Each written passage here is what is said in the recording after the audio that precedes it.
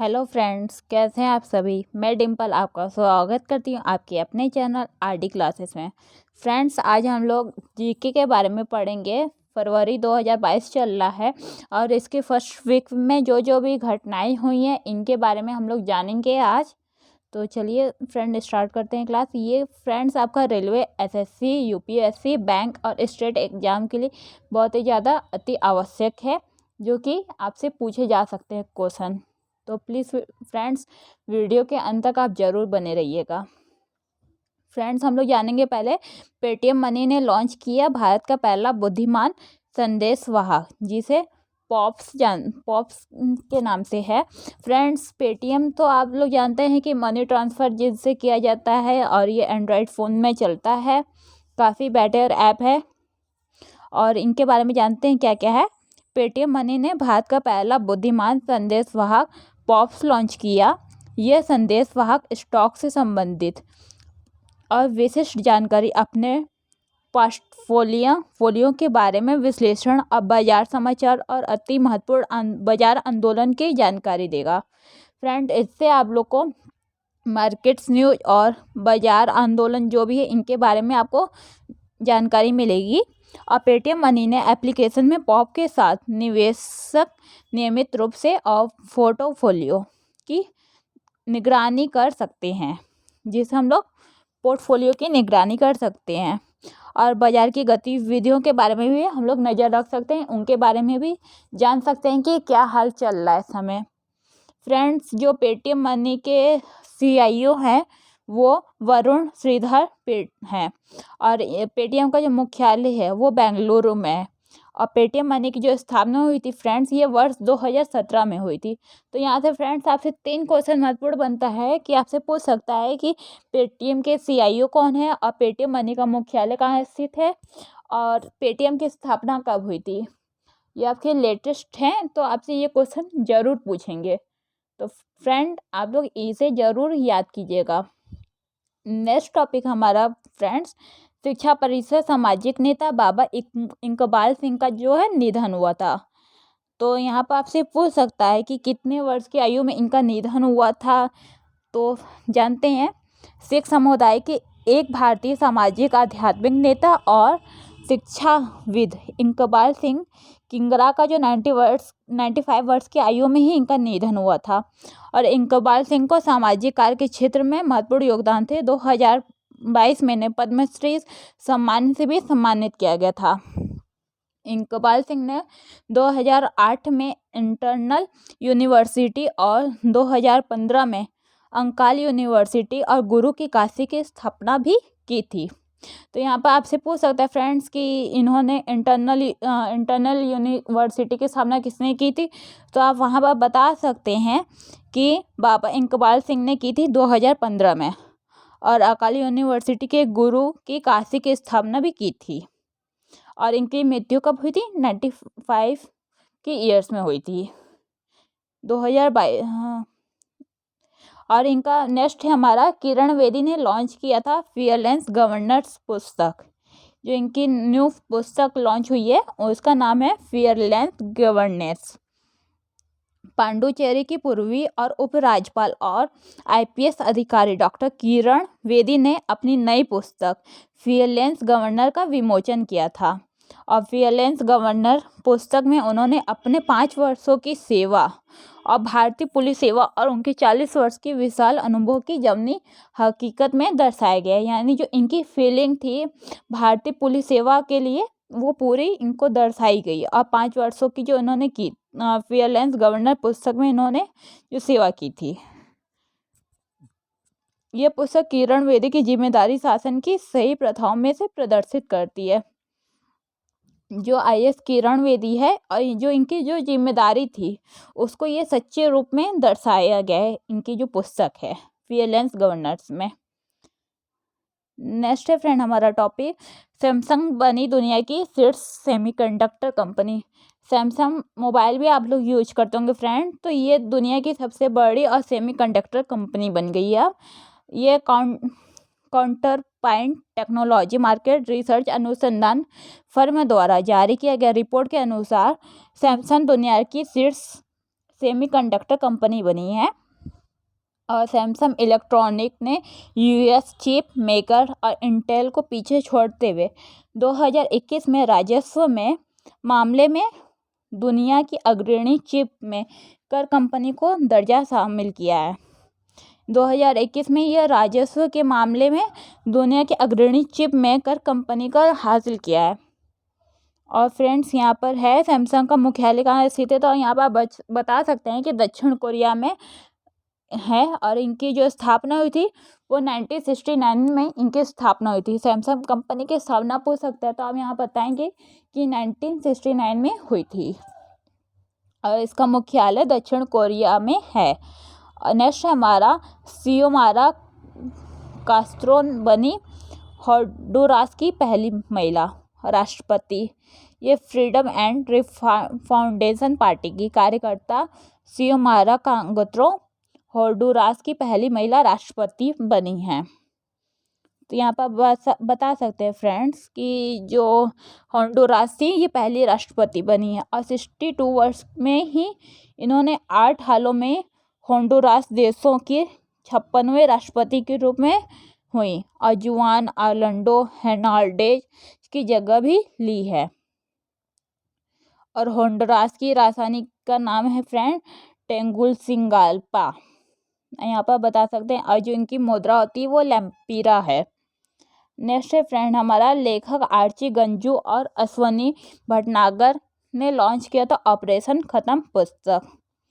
लेखक आर्ची गंजू और पश्चिमी भटनागर ने अपनी नई पुस्तक ऑपरेशन खत्म करने का विमोचन किया। यह पुस्तक जम्मू कश्मीर और लिबरेशन फ्रंट में 22 आतंकियों को जम्मू कश्मीर पुलिस के स्पेशल ऑपरेशन ग्रुप में ऑपरेशन खत्म करने के तहत मारने योजना बनाने की गतिविधियों को भी दर्शाता है। ये पुस्तक जम्मू कश्मीर के आतंकवाद पर ही है और इसमें ग्राफिक फर्स्ट हैंड थ्रिलर पुस्तक भी है। तो फ्रेंड्स आपसे यहाँ पर पूछ सकता है कि ये पुस्तक जम्मू कश्मीर में है, कौन सी है? ग्राफिक फर्स्ट हैंड थ्रिलर जो पुस्तक है कहाँ है, तो आप बता सकते हैं कि जम्मू कश्मीर। नेक्स्ट है हमारा टॉपिक उन्नति हंडा ने जीता ओडिशा ओपन बैडमिंटन टूर्नामेंट 2021 की महिला एकल का खिताब।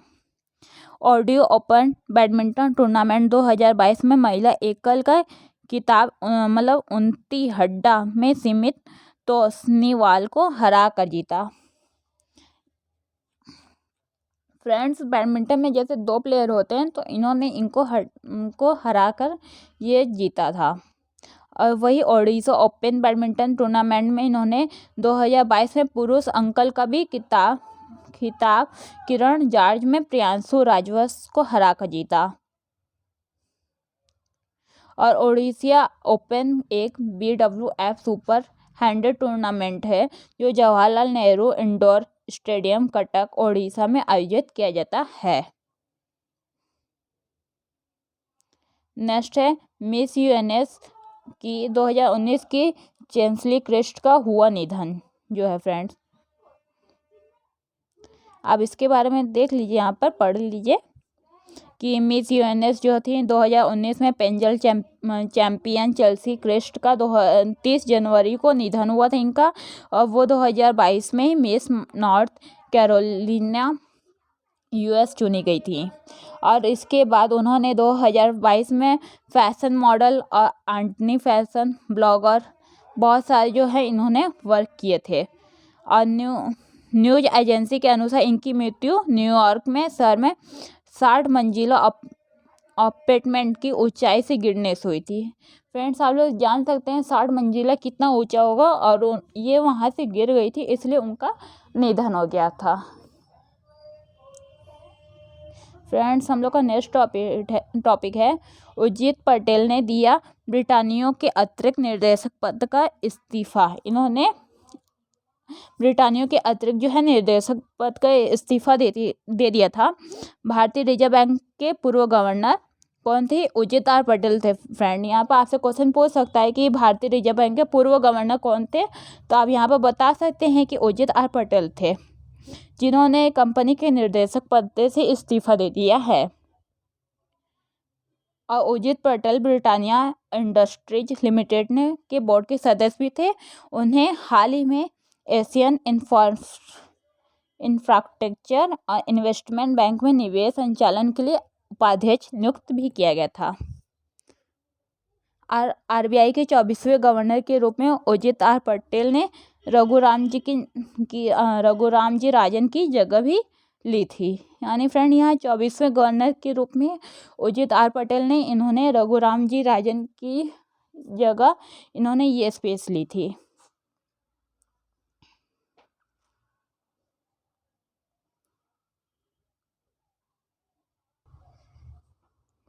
फ्रेंड्स, हम लोग का जो नया टॉपिक है वो LIC विश्व स्तर पर सबसे मूल्यवान बीमा ब्रांड की सूची में रहा 10वें स्थान पर। जो LIC थी अब वो 10वें स्थान पर है। ब्रांड फाइनेंस द्वारा जारी किया गया ब्रांड वैल्यूएशन रिपोर्ट के अनुसार जीवन बीमा निगम विश्व स्तर पर बीमा ब्रांडों की सूची में 10वें स्थान पर है फ्रेंड्स। अब जिसमें से ब्रांड वैल्यूएशन रिपोर्ट के अनुसार बीमा ब्रांडों की सूची में शीर्ष 10 में से 5 चीनी बीमा कंपनी शामिल है। इसमें पिंग एंड इंश्योरेंस ब्रांड और 26वें गिरावट दर्ज पर है। फ्रेंड्स, आप ये इसके बारे में और पढ़ लीजिए, मैं रोकी हुई हूँ वीडियो को, वरना आप पूछ कर कभी वीडियो को रोक कर भी आप इन्हें पढ़ सकते हैं। नेक्स्ट है फ्रेंड हमारा, सोनी ने डेस्टिनी गेम डेवलपर बिगनर जो थी उनका 3.6 अरब डॉलर में अधिग्रहण किया था। फ्रेंड्स, सोनी कॉर्पोरेशन की जो स्थापना हुई थी वो 1946 में हुई थी। इनका मुख्यालय टोक्यो में स्थित है और जो इसके CIO हैं वो केनिचोरी हैं। और गुजरात शहर में खिजादिया वन्य जीव अभयारण्य शामिल हुआ और यह रामनगर स्थल में है। फ्रेंड्स, तो आप ये पढ़ लीजिए। नेक्स्ट फ्रेंड हमारा जो टॉपिक है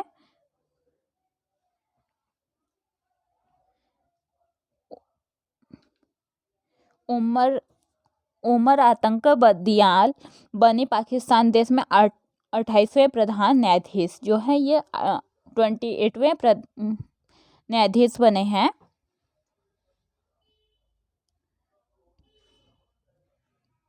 नेक्स्ट है हमारा टॉपिक, नीरज चोपड़ा को मिला लॉरेंस विश्व खेल पुरस्कार में ब्रेक थ्रू पुरस्कार। ये दुनिया के 1300 से अधिक खेल पत्रकारों और प्रसारकों में जो है इनका अवार्ड है, जो 7वीं श्रेणी पर इनको नामांकित और चयन किया गया है। नामांकित व्यक्तियों द्वारा इन्हें चयन किया गया है। और नेक्स्ट है हमारा, अभिनेता एवं फिल्म निर्माता अमिताभ दयाल का 51 वर्ष की आयु में निधन हो गया था फ्रेंड्स।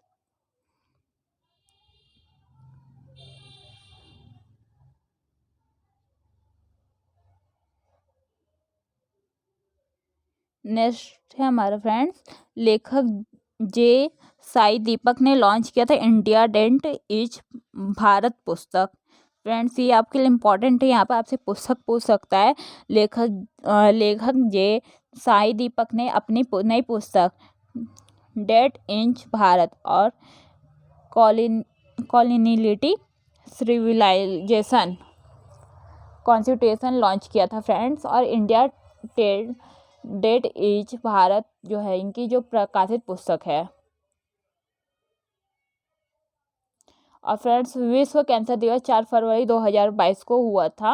अंतर्राष्ट्रीय कैंसर दिवस नियंत्रण संघ के द्वारा विश्व कैंसर दिवस मनाया जाता है। जो इसकी जो थीम भी देखिए यहाँ पर रखी गई थी, आप देख सकते हैं।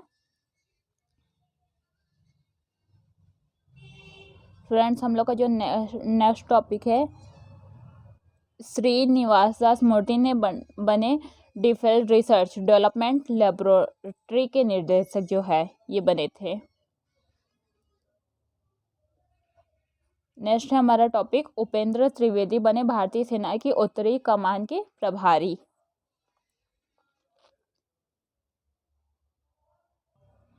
फ्रेंड्स, और हम लोग का जो नेक्स्ट टॉपिक है, अमेरिका रहा वर्ष 2021 में भारत के व्यापार भागीदारी के रूप में शीर्ष स्थान पर है। अब ये ऊंचे स्थान पर है।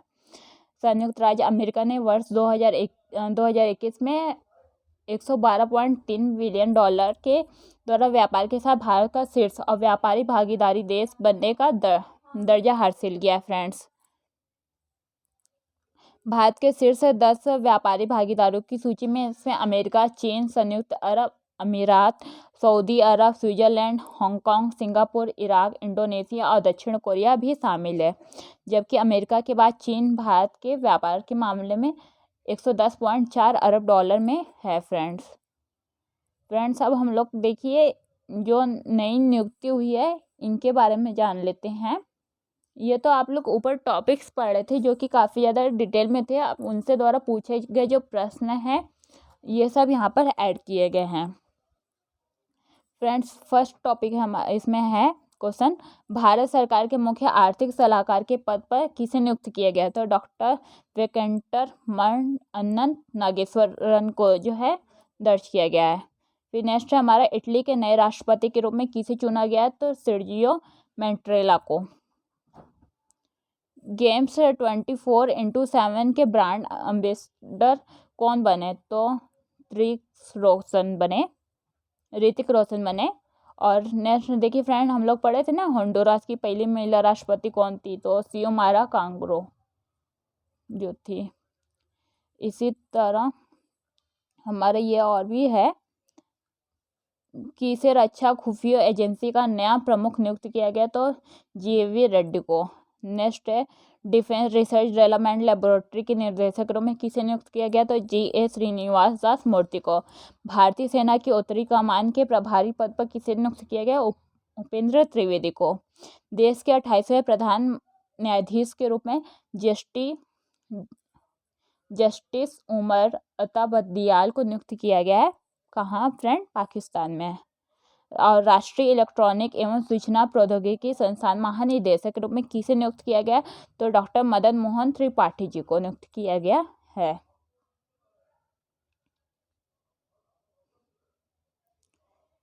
नेक्स्ट हमारा, यूनिवर्सिटी ग्रांट कमीशन UGC के नए अध्यक्ष कौन बने? तो M जगदीश। नीदरलैंड देश में भारत का नया राजदूत किसे नियुक्त किया गया है? तो रिनन संधू को। नेक्स्ट है हमारा, जेंस स्टोल्टनबर्ग ईरानी किस देश के केंद्रीय बैंक के प्रमुख बने? तो नॉर्वे। नेक्स्ट है हमारा, इंडिगो के नए प्रबंध निर्देशक के रूप में किसे नियुक्त किया गया है? तो आप राहुल भाटिया जी को। अब बाटा इंडिया ने किसने ब्रांड एम्बेसडर नियुक्त किया गया? तो दीसा पटानी। भारतीय दिवाला एवं ऋण शोधन अक्षमता बोर्ड के नए अध्यक्ष कौन बने? रवि मित्तुल। NCERT का नया निर्देशक किसे नियुक्त किया गया फ्रेंड? तो दिनेश प्रसाद सकलानी को जो है नियुक्त किया गया है NCERT का नया निर्देशक। फ्रेंड्स, NCERT की आपकी जो भी नई पुस्तक भी निकलती है और यह हाई स्कूल और इंटरमीडिएट में भी इसका पढ़ाई जाता है। काफ़ी अच्छी पुस्तक मानी जाती है और जो इसके टॉपिक होते हैं वो काफ़ी ज़्यादा क्लियर होते हैं और शॉर्ट में भी होते हैं। नेक्स्ट है हमारा, power system operation corporation limited के अध्यक्ष और प्रबंध निदेशक के पद पर किसे नियुक्त किया गया? तो MR नरसिम्हन को नियुक्त किया गया है। फ्रेंड्स, अब हम लोग का जो दूसरा टॉपिक है वो दिवस और थीम के ऊपर है। देखिए, पहला है कि डेटा गोपनीयता दिवस कब मनाया जाता है? तो 28 जनवरी को डेटा गोपनीयता दिवस मनाया जाता है। फिर 28 जनवरी को लाला लाजपत राय की कौन सी जयंती मनाई जाती है? तो बनाई गई थी, तो 157वीं जो जयंती थी वो बनाई गई थी। नेक्स्ट है, डाटा गोपनीयता दिवस कब मनाया गया? तो 28 जनवरी, आप जान लिए हैं। नेक्स्ट है, डाटा गोपनीयता दिवस 2021 की जो थीम थी वो क्या थी? प्राइवेसी मास्टर थी। फिर विश्व कुष्ठ रोग दिवस कब मनाया जाता है? तो 30 जनवरी को। नेक्स्ट हमारा, विश्व कुष्ठ रोग दिवस की जो थीम थी क्या रखी गई थी? United for डाइजेंसिटी। नेक्स्ट हमारा, शहीद दिवस कब मनाया जाता है? तो 30 जनवरी को। और नेक्स्ट है, विश्व उपेक्षित उष्ण कटिबंधीय जो रोग है वो दिवस कब मनाया जाता है? तो 30 जनवरी। नेक्स्ट हमारा विश्व उपेक्षित उष्ण कटिबंधीय रोग दिवस 2022 की थीम क्या रखी गई थी? गरीबों से जो संबंधित थी, ताकि उनके जो बीमारी हैं इसको दूर किया जा सके। नेक्स्ट हमारा राष्ट्रीय महिला आयोग ने अपना स्थापना दिवस कब मनाया गया? तो 31 जनवरी। स्पुतनिक गुस्टा फेस्टिवल 2022 में कहाँ हुआ था? लद्दाख में फ्रेंड्स। NPCI सुरक्षा और जागरूकता सप्ताह कब मनाया गया? 1 से 7 फरवरी के बीच में। और NPCI की सुरक्षा जागरूकता माह कब मनाया गया? फरवरी 2022 में, यानी 1 से 7 फरवरी और 2022 में।